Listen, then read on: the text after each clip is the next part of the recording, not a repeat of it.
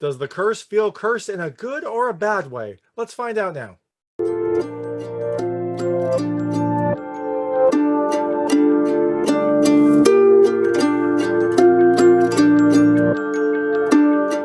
Hey everyone, this is David Stark from Watcher Pass, and I'm going to talk to you about The Cursed, which is a new horror film coming to theaters on February 18th, 2022. It's a period horror drama set in the 1800s where this group of villagers in this remote village slowly start to get disappeared or killed by some mysterious thing, and no one can really figure it out. It seems like there's a greater story here, something that runs a little deeper into this town, but you don't really know until closer to the end. And after these disappearances, this investigator arrives to try to figure out what is going on, but he's also met with obstacles throughout his investigation. So my hot take on this film is I actually think you should rent it. I like this film a little more than I expected to. It has a really great cast, has a good setting, and some really fantastic music, but it has some effects that I just didn't really like. And overall, the film is a little bit long and not scary enough for me for a horror film. So I'm gonna tell you a little about the film, a few things I liked, a few things I didn't like, and then go into the ending. So as you can imagine, there will be spoilers in this. If you don't want to know anything, if you don't want to know what the curse is, then turn this off now. But if you want to figure out, if you want to know what the curse is, or want to figure out if the curse is going to curse you, then let's keep going. So, like I said, in the curse, you have this group of villagers that slowly start kind of disappearing or dying for various reasons, and you don't really know why.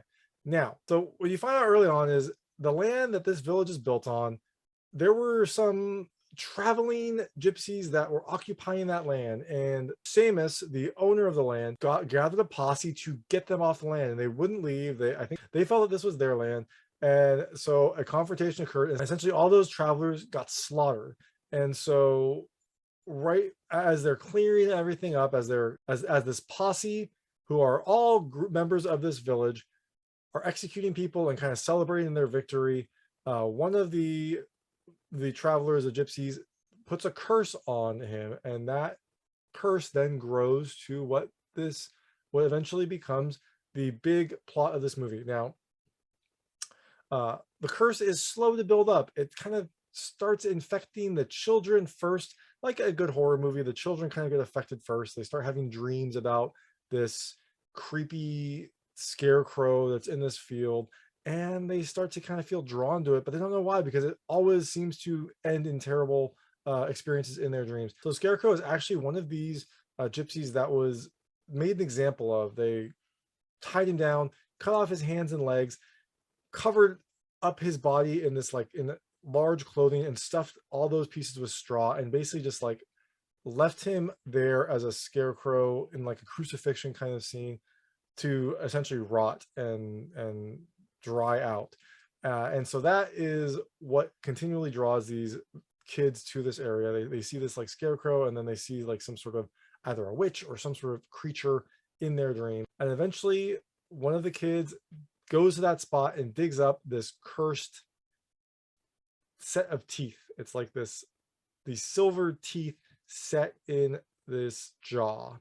And that is the cursed object that then starts the disappearances and the deaths. As you can tell, it's a little bit of a involved setup, and I'm going to go into that in the things I liked. So, things I liked about this movie. The first, the setting. I love the setting. It's a really great kind of old style setting. You've got an old village, you've got really great costumes, you've got a good isolated area, you've got a really fantastic use of fog and night. It feels like this village is always foggy, and it really helps to heighten the dread, especially in the buildup. The second thing I really loved is the sense of dread. Like, this film has a really nice slow buildup. As you can tell, there was a lot going on initially. And then once the cursed teeth are found, you still have more buildup because people slowly start to disappear. The people are hunting this beast that appears after these teeth are found, and occasionally villagers will disappear or get attacked. And so you have a really nice, long, dreadful buildup that I really liked. I really liked how you didn't know exactly what was going on, you didn't know what was going to happen, and that this film took its time getting to the kind of ultimate creature. The third thing I loved is the cast. You got Kelly Riley, who is fantastic in this film. You got Boyd Holbrook playing John, who is this investigator who is also very good. Alistair Petrie as Seamus is also quite good, even though I don't like his character. He was also very good. Like, the cast is a very strong cast and do a really good job of adding some drama to the story. The fourth thing I liked is the music. The music is beautiful. It's a beautiful classical soundtrack that has just a great horror feel and really kind of elevates the overall story. So things I didn't love as much. The first, the CG. It's weird because this film has really good practical effects at times, but then other times it uses CG that just didn't really look good, and especially the monster. The monster does not look good when you finally see it. Like I said, it has a really great sense of dread and buildup, but when they finally see the monster, it does not scare you. It looks CG generated. It doesn't look like what you were expecting it. The second thing I didn't love is the curse overall. It feels like the curse was a little fluid. Maybe it felt like sometimes you would have the curse manifest as an animal. Sometimes it would kind of affect people and turn them into kind of, I don't know, zombie-ish type things. I didn't feel like there was much consistency with the curse, and I didn't really understand. I understood the basics. It felt almost like a zombie-ish type situation where if you got bit by it, then it was going to harm you. But some of the aspects of the curse felt a little convenient, felt like they changed for various reasons. I didn't like how, one person became kind of like a dog that was moving around and hunting, and other people became like zombies until they kind of burst into vines. Like, it felt like the curse morphed and changed kind of sporadically, and so I didn't really feel much consistency with the overall underlying horror aspect of the film. The third thing I didn't love is it was a pretty long film, and that's a weird thing for me to say because I did say I love the long buildup, but it almost feels like you get this really great long buildup, and then the kind of reveal happens, and then you have a even longer buildup. You have a long kind of tail on this. So I felt like the movie was just a little bit too long. I felt like after the big reveal, there still were too many sequences, too many kind of instances where people would get sick and then take their time kind of turning after they got cursed. And so overall, it felt like the film was a little bit too long and very slow in that extra length. Like, I really liked the start because I was kind of anticipating things and enjoying the dread. But after you kind of got the gist of the story, it felt like the film kind of went on a little bit too long after that. And the last thing I didn't really love is there was this glow effect that occurred during the attacks. I didn't really understand what it was. And I wasn't sure if that was like meant to show the perspective of a cursed person, but it wasn't first person all the time. So it just made it look off. It made it look a little bit cheap. And which is weird because this film had a really amazing setting, had some really great costumes. Like, overall, the film had a really great setup. And then to have these kind of weird one-off effect issues really didn't heighten my enjoyment.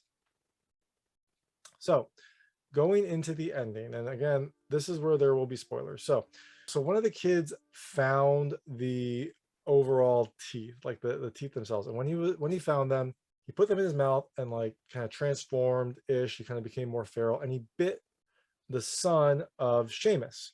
And so that kid, because of that bite, transformed, I guess, into like a dog type monster type creature.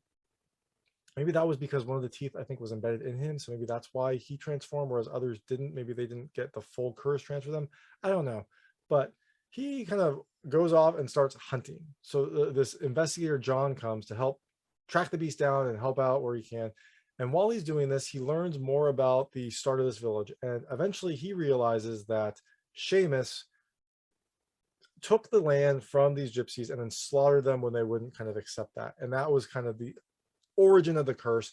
He and the posse slaughtered these people, reveled in it, took pictures of it, and then they were cursed because of those actions.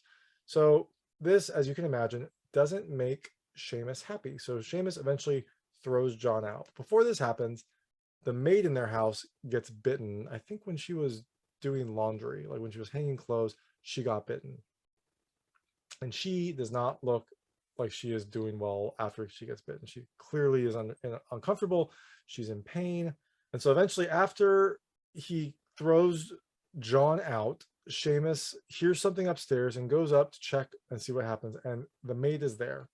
And while he's checking on her, she is clearly under the throes of the curse, and she attacks him. And they struggle, and eventually they knock over a candle, and that sets the house on fire. So before Seamus went to explore, he was making tea, and so that kettle starts, blaring because it's hot. It's time for the tea to come off. And this wakes up Isabel, played by Kelly Riley, And so she wakes up to the kettle and then hears this commotion and then also sees some smoke and fire. So Seamus ends up killing the maid. We don't really know what's happening. But during this time, John, who hasn't actually been kicked out fully but yet, he was told to leave, but he didn't leave the house yet. So he hears Isabel yelling. Isabel goes to save the daughters. John follows Seamus, who is kind of ambling out of the house. John follows Seamus into the barn that is next to the house, where he sees Seamus kneeling, covered in blood from the maid, kneeling in a pool of oil. And he says to John, essentially like, I don't know, he says to John, like, I see flames every night. And then he says he's so sorry for what he did, which felt like a pretty quick turn considering how defiant he was. Maybe his pending mortality caused him to have a realization. It felt like a very, very quick turn, given that he was so defiant early on. And now he's like, oh, now I'm going to confess and then set myself on fire, which he does. He sets himself on fire, which again, not a pretty quick turn. And then also during this process, he ruins some wine. Like the barn is where I think the wine is. And so by setting himself on fire, he sets all these barrels of wine on fire. Again, pretty selfish thing to do. But hey, you know what? I guess he's trying to make up for this overall curse and the pain he's brought to his family in the village. So back at the house, Isabel is saving the daughters and she's about to leave when the beast, we hear the beast, the like animal going up the stairs. Isabel is able to escape and they all flee into the woods, and they're running to the woods, which again doesn't seem like a good situation because this beast seems like it can probably maneuver faster than these people can. But hey, you know what? They gotta run somewhere. So they're running in the woods and they make their way to the church, which apparently is where all the other villagers are gathered up. And during this time, we also find out how to kill the beast. John, I think, explains how to kill the beast, where they have to draw it out into the sunlight and then shoot it with a silver bullet. So they have a silver bullet because they found the teeth, the cursed teeth that originally started this whole endeavor, and they melted those down into silver bullets. So now they have the thing that they can use to kill this beast and I guess presumably end the curse. But unfortunately, it's night, so they have to hunker down for the night. All they have to do is stay in the church and not let anyone in. Do you think that happens? Of course not. It's a horror movie. Isabel wakes up in the middle of the night and she hears voices, and she hears them from coming outside the church. And rather than just kind of like staying and not doing anything, hunkering down, she decides to open the door to let this, person in. Wouldn't you know it? It's not a person, it's actually the beast. And so she essentially invites the beast into the church where all the people are. They're all vulnerable. It's essentially just a buffet for the beast. So it starts attacking. It starts kind of taking everyone out. And unfortunately, this is a scene that I didn't really like. This should be like the culmination, like a big, huge moment, but the effects just were not very good. They felt unrealistic. There was these weird, I think this is where the weird lighting effects were happening. It felt frenzy, but not in a good way. So eventually, Isabel, I don't know, sensing that this is actually her son, or sensing that she caused this because she opened the door, which wasn't a good thing, she gets in the way to try to stop the carnage, and she kind of draws the beast towards her. And while she's doing this, John lines up a shot, and unfortunately, the only way to get to the beast is to go through Isabel. So he shoots through Isabel into the beast, hits the beast. Isabel falls over, shot, and she's dying. But as she watches, as she's dying, she sees her son. The beast is kind of transformed back into the sun. We also get a flash forward or back, I guess. It's a flash forward in time, but a flash back to the beginning of the film, which had this really strange introduction where this captain in the army was taken to a medic after being shot in the battlefield, and they pulled out some bullets, and then they pulled out this silver bullet tooth looking thing. He didn't know what it was, and now we find out. Now we find out that that captain from the beginning of the film was actually this boy, and that was kind of his future life. So essentially, Isabel sacrificed herself to give her son a chance at like a future life. So it relates back. It was a very confusing way to start this film, but it does kind of all the way relate back. At the very end, you get that connection. So the son wakes up having had this horrible experience as the beast. I don't think he remembers it, but maybe he does. You can't really tell. But he sees his mother dead, and so runs over to her, embraces her and starts crying. And that's where this kind of scene ends. Next, we see the house. It's being boarded up. This is the house that Isabel and Seamus and their kids lived in. It's being boarded up, and we see John, the investigator, tell the two kids there's a boy and a girl, that they're going to go live with him now. And John, perhaps sensing that Edward feels a lot of guilt for what happened because he did kind of cause it, even though he didn't mean to. It wasn't his fault. He got bitten by the first kid who dug up the teeth, so it really wasn't his fault. John leans over to Edward and tells him, "None of this is your fault, son." And that's the movie. That's the end of The Curse. Like I said, there was a lot that I liked about this movie, but there were just a few too many things that I didn't really love that kind of detracted from my overall experience. I think it's ultimately a rental.